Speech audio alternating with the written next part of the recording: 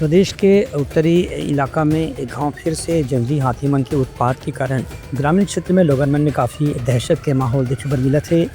ऐसने बलरामपुर जिला में दो जंगली हाथी परसों दिन में काफ़ी जम के उत्पात मचाए हैं और कहीं कहीं कच्चा मकान और खड़े फसल भी नुकसान पहुंचाए हैं। ये ऐसी घटना दो हाथी मन के कारण महेवा पेंडारी भगवानपुरा मेंढारी गांव में खासतौर से देखे बर मिली से, जहां गन्ना के खेत में हाथी मन घुस के पूरा खड़े फसल नुकसान पहुँचाने में कुछ गाँव में धान के फसल भी नुकसान होए के खबर मिले है।